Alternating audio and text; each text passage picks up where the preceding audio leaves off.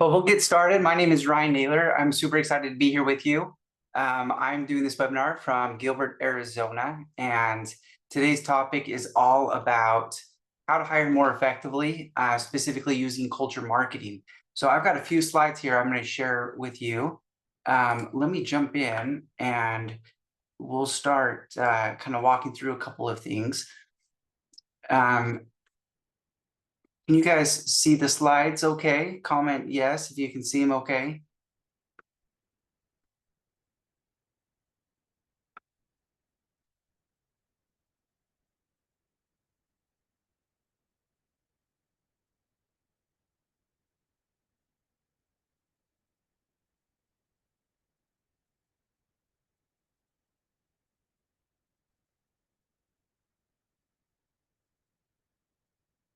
You guys see the slides? Any comments?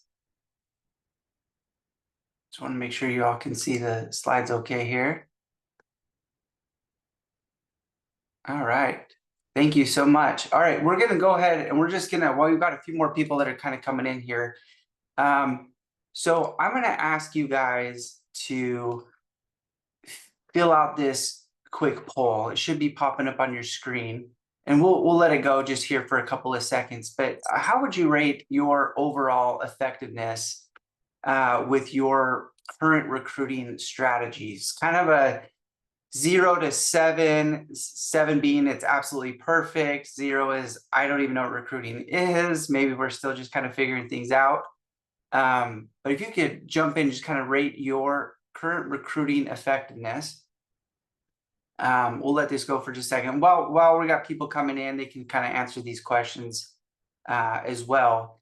This helps us kind of understand a baseline, kind of where we're going, how deep we can go into the discussion. I try to be a little bit more nimble into the conversation as we go along. So got a few of you have answered, and it looks pretty consistent here. We'll give it 20 seconds longer here. And I think effectiveness is different for every company. Sometimes recruiting effectiveness is, I just need like 10 good candidates and I'm done. Others, it might be, I need an entire system and process and communication, and it completely roadmapped all the way from a requisition request all the way to background checks and onboarding. But how would you kind of rate yourself would be great. All right, we'll end it there. Thank you for jumping in. So it looks like kind of our common thread is kind of around a 4. That's kind of the blended average. It looks like 4 out of 7. So that's very typical for this webinar. So as I'm going through, if you have any questions about culture marketing, some hiring hacks, just drop it in the chat. I'm going to be very engaging with the chat today. So happy to help any way we can. So I've got the slides up here, and we're going to jump right in. It looks like most of our attendees have joined. So as we go along, again, raise your hand. Feel free to mention if you have any questions. But just give you a little backstory. So my name is Ryan Naylor. I'm the founder of Viva HR. Viva HR is a recruiting automation software specifically built for small and medium-sized businesses, and have had a lot of experience in the HR tech space. I've actually owned and run HR tech companies for over 12 years. One of my very first ones was with localwork.com, which was on the job board side. So I was able to help small businesses in the state of Arizona build out an entire job board framework. We kind of branded ourselves as we're more professional than Craigslist, but not as expensive as Monster. And I don't even know if Monster's really kicking around these days, but that was our tagline back then. And we had a lot of great success, a lot of analysis, a lot of surveys, a lot of data and insights about the labor market. Was able to get a lot of visibility, some media along the way.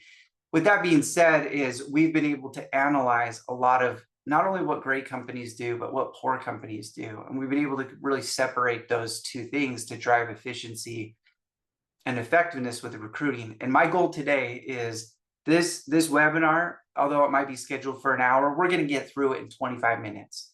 We're going to be really good about getting you great information as quickly and efficiently as we can. Give yourself some notes to really kind of take this forward on how you can drive efficiency with your recruiting. But let's talk through a couple of things just to make sure we're on the same page. What does it take to have a great hiring experience? And I think that's a really important concept to understand is hiring experience is not just about your hiring experience as the employer, but the hiring experience of the candidate and then blending those together. So for us, we've trademarked a phrase called culture marketing. We're going to talk through that just a little bit about what that means. But then how do we create some mutual alignment, expectations? What is it really that the candidate cares about? What does the employer care about with the candidate? And then ultimately is I'm going to kind of share with you some of our secrets of visibility, how to drive the best awareness to candidates to your job postings to make sure you are getting the right candidates.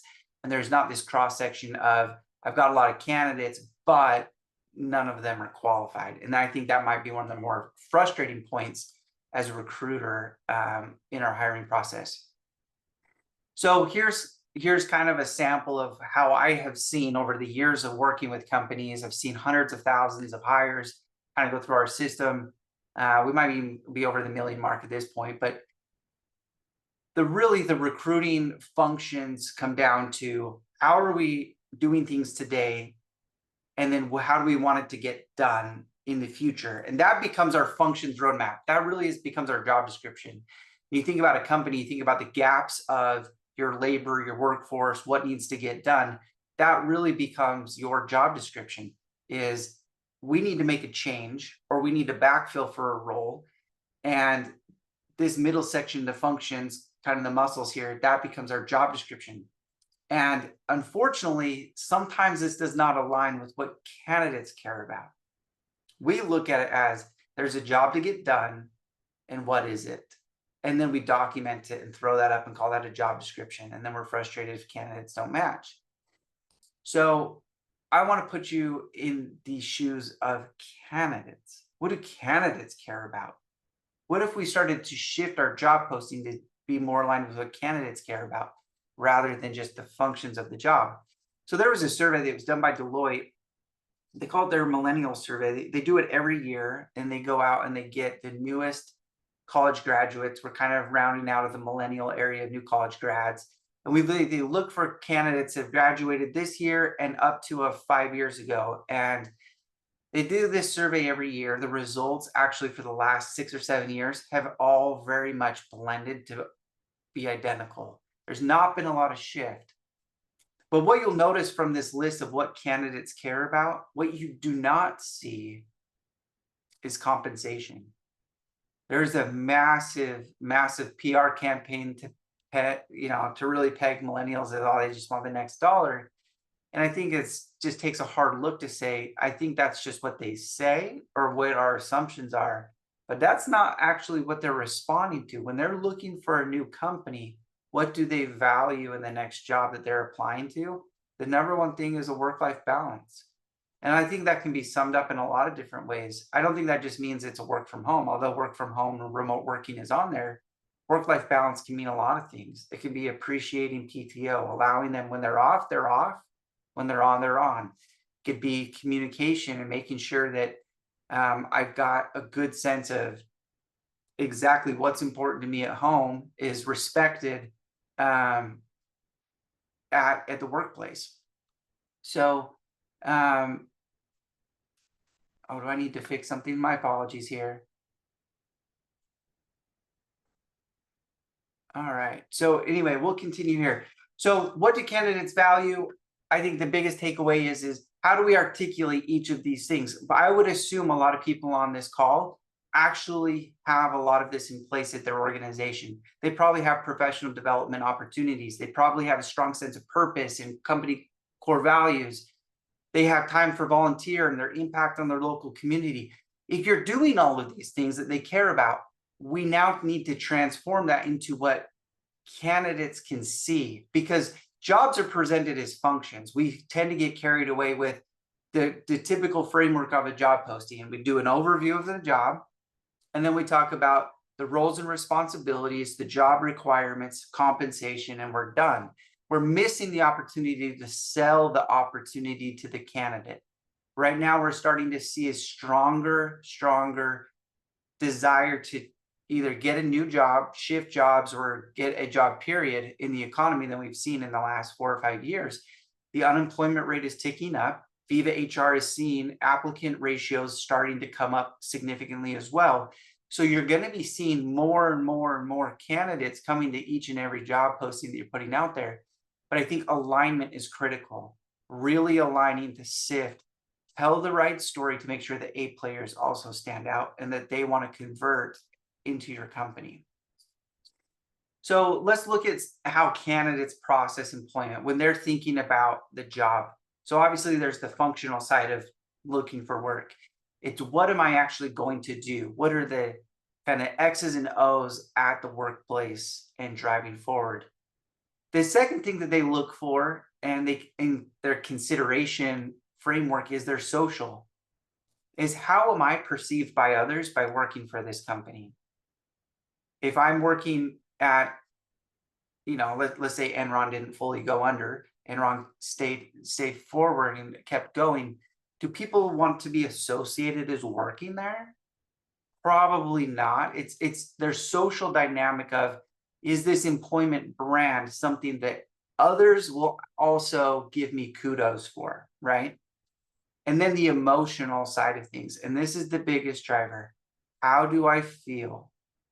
How do I feel after doing my job at the end of the day? Am I going to feel respected? Am I going to feel appreciated? Am I going to feel like I contributed something of value? Do I feel like there's a sense of growth in my life after working at this company? And I think we have to figure out a way to build the perfect job posting to tell this story. Not only here's the functions of the job, but here's our commitment to how you will feel while working here. This is the biggest difference between attracting A players to C players. C players aren't going to care as much on the social emotional side. They're just going to go and say, what's the easiest functions to do to maximize my income level? A players want to see the full gamut. They want to feel good. They want to feel like they're contributing.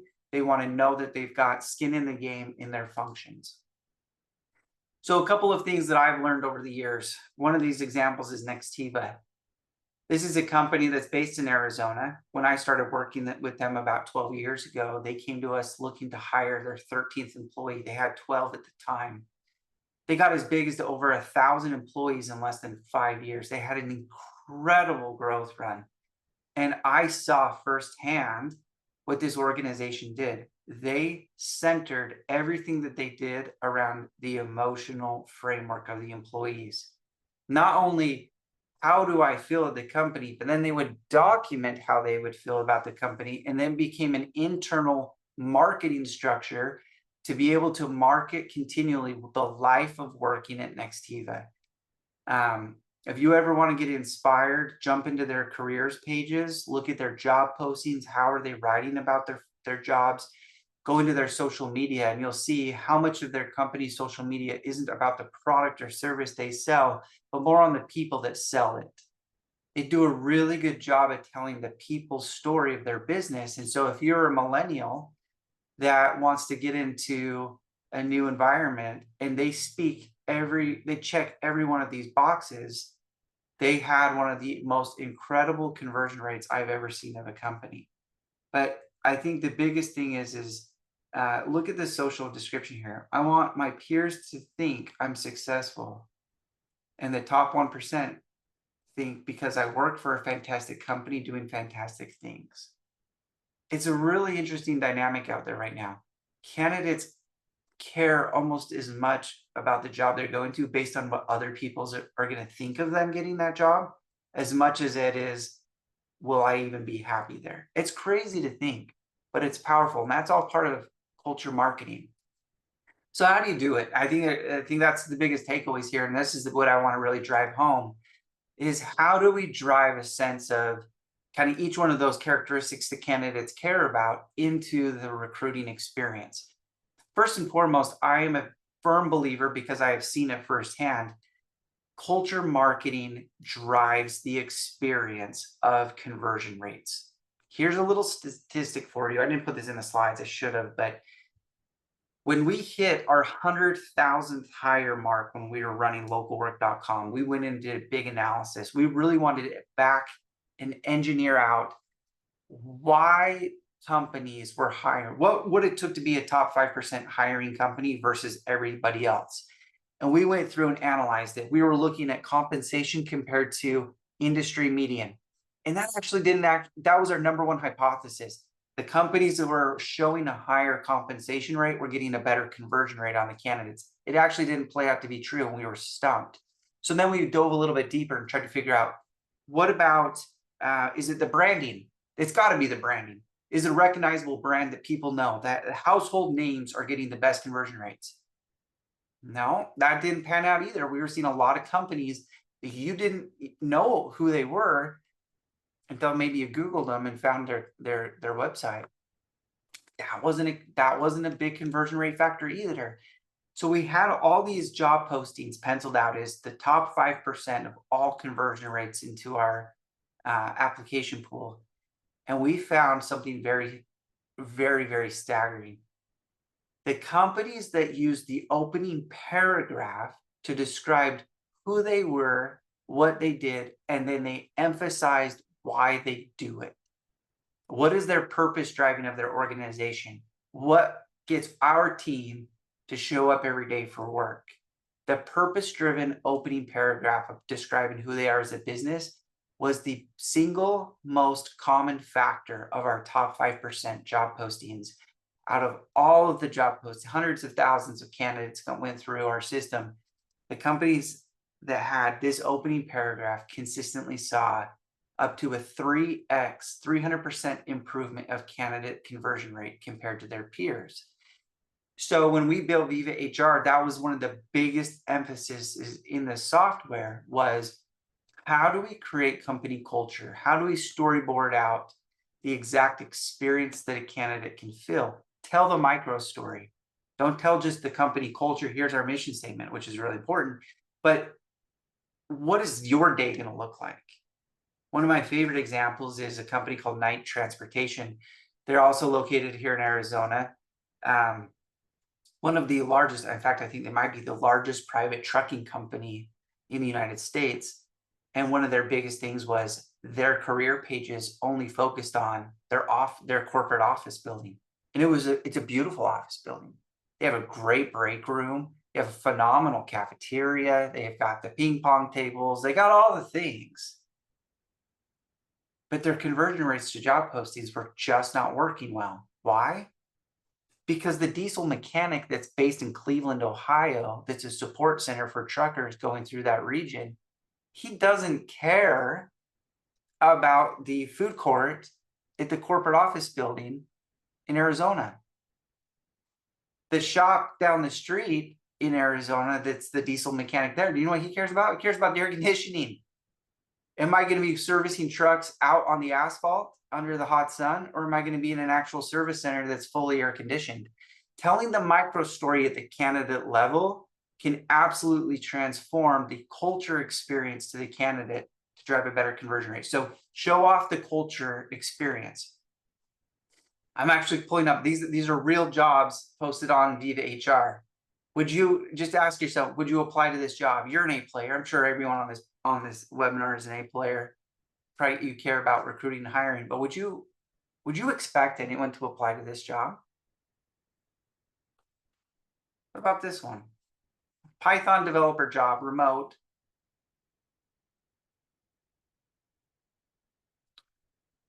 It's hard. It's hard to look at that and go, that's the job for me, knowing what we just talked about. Is that going to be the right job? How about a screen printer job? They do get benefits. They start that right at the top. They really felt like that was an emotional driver for people. But then they go right into duties and that ends. They got the compensation range. But you have to ask yourself would you apply to those jobs? Put yourself in the candidate's shoes. And one of the best ways to do that is to go and search for the jobs. Go do a couple of Google searches, because that's where they're starting. We've found that a lot of these job seekers are not starting on the job boards. Although Indeed, ZipRecruiter, LinkedIn, they do a great job at advertising. a lot of these candidates are starting from their phone on a Google search. They're looking for job title, jobs near me, customer service jobs near me, sales jobs near me, construction jobs near me.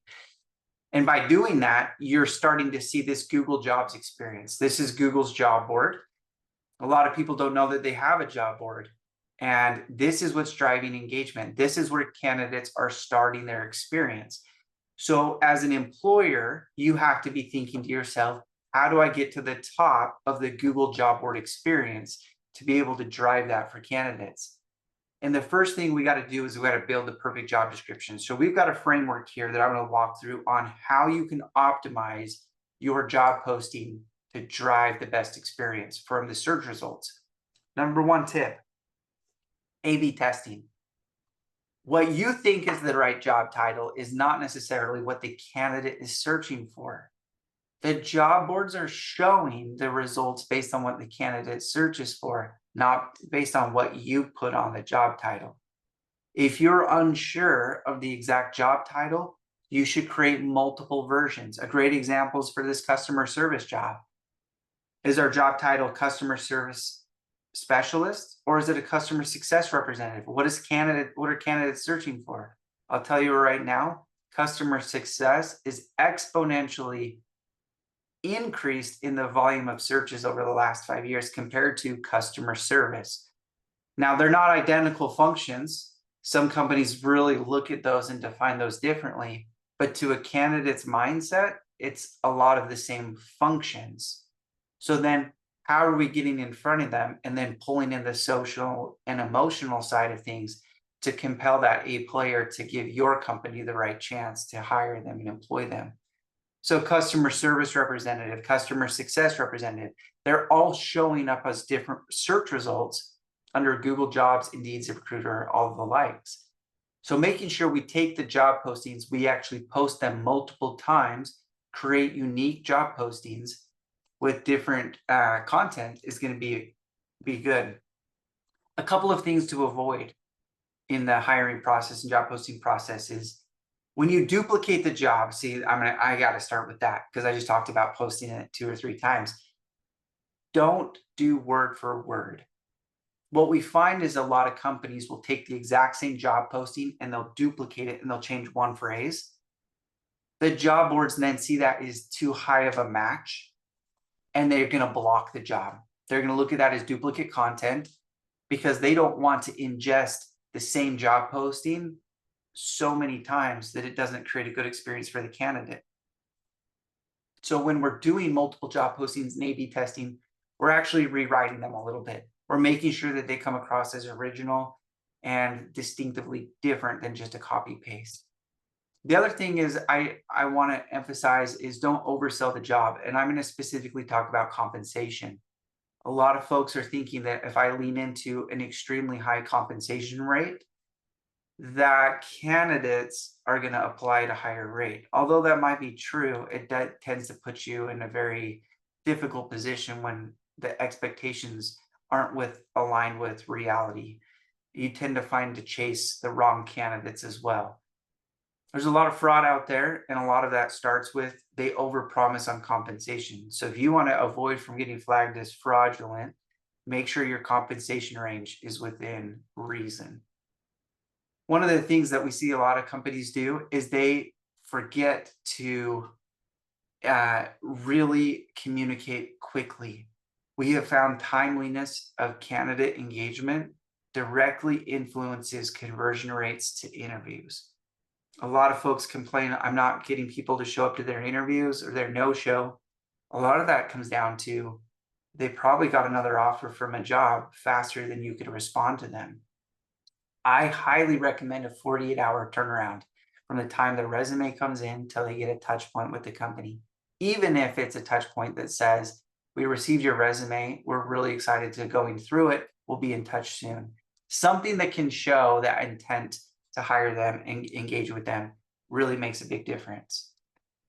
The next thing I'm going to go into is really the crafting of the perfect job posting. These are the sections and functions of the job posting. I'm not going to talk about each one of these areas, but I'm going to highlight a couple things.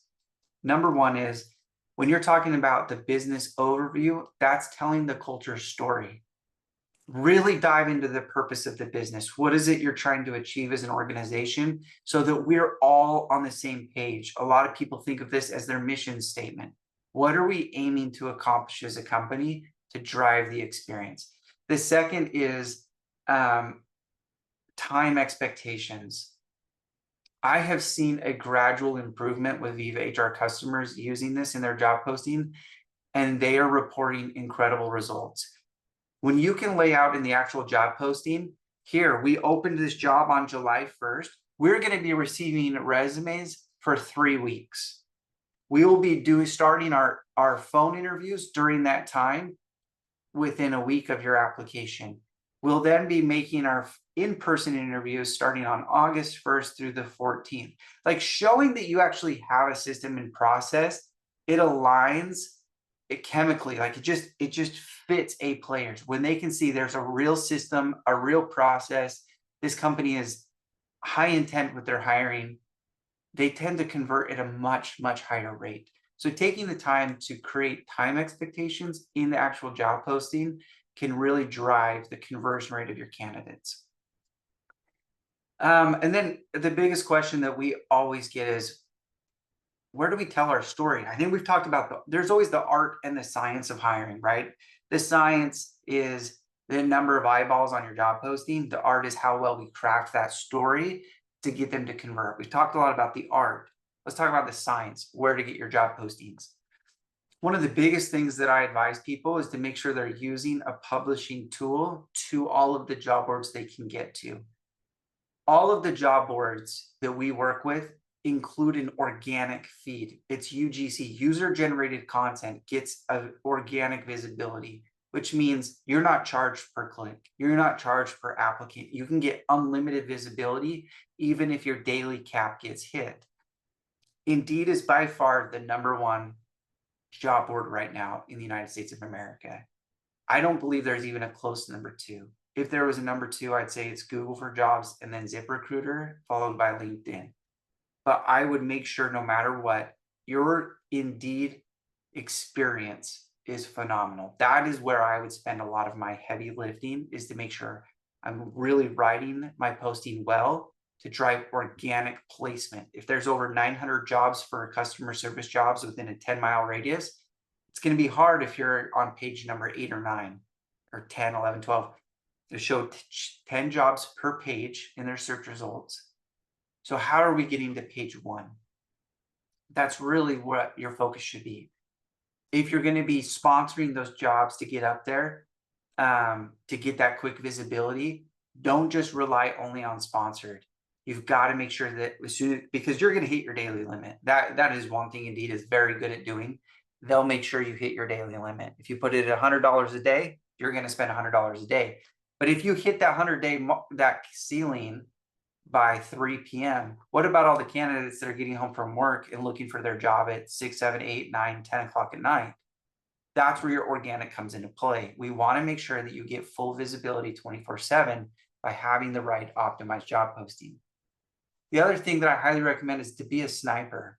Go and find people that match this posting. Create some LinkedIn search results that really align with what you're looking for. Put in those keywords, the job titles that they may currently have that you want to pull them over and go find. I love the examples when you share it with customers that you're hiring. Let them help be your advocates. We've seen that at Viva HR so many times. We've had our own customers reach out to us, our own partners reach out to us. Hey, we know you're hiring for this. I've got some recommendations for you. We love your company. We would love to help send our friends over there. That becomes a very powerful recruiting tool. And then one of the other things I highly recommend is Facebook groups. We have seen engagement in Facebook groups with hiring to really, really help significantly with companies' hiring volume. Find ways to get the influencers to tell your story. So who is influencing this person to apply to that job? Is it a spouse? Is it a parent? Is it a cousin? Is it a best friend? Tell this story in a way that even the influencer around the ideal candidate gets excited about it and shares it with that ideal candidate. And then doing some PR for best places to work is a phenomenal way to drive your personal brand and story to get the right candidates. So quick thing, I think this is my last slide, and I want to make sure we dive into this real quick. Nurture your pipeline. I can't stress this enough. As candidates come in, make sure you're engaging with them. One of the key statistics we have seen to making sure you have a great hiring experience is to send a text message as soon as possible. We get an 83% response rate. That's the blended average right now. Not 83% read rate or open rate, but response rate. That is absolutely staggering. If you want high engagement with A players, send them a text. Let them know that you got their resume, you were impressed, and that you're sending them an interview request, or you're going to be calling them the next day. Preemptively communicating via text is one of the strongest ways right now to engage with candidates. If you're not doing it, I highly recommend. The other is to find a way to drip email to prospective candidates. Tell your culture story. This becomes a great way to talk about your purpose, your mission statement, your core values. Maybe put 4 or 5 emails together that can become a drip campaign to get them really excited. Because when you call them and they see your company name on their caller ID and you've already nurtured them, you think they're going to answer the phone? Absolutely. Do you think they're going to show up for the interview that they scheduled? Absolutely. When they can get more emotionally vested with your brand because of those nurture sequences, they're more likely to then fit and go right through the hiring process as efficiently as possible. And then the biggest thing is get your team involved. Find ways to have your team involved with either social media posts, what it means to work there, telling their hiring story. Peer reviews goes in incredibly long ways. So as promised, that is it. I wanted to keep it as condensed and give you some power punch of content. I'm going to share real quick with you a couple of things. First and foremost, if you're a current customer of Viva HR, thank you so much. We're super excited to have you. Hopefully you're taking advantage of all of these systems and tools. If you're not, feel free to reach out to your account executive, and we're more than happy to help you and even kind of get you some personalized training around this. Secondly, if you're not a Viva HR customer, we'd love to earn that opportunity to work with you. We have some free trials on our website. There's no restrictions on our trials. You can go in and post unlimited jobs, get unlimited candidates, and make sure it is the right fit for you. And then if you have any questions, please feel free to reach out to us. You'll see my Instagram and my email address is on there. Feel free to note down my email address, and I'm more than happy to help you.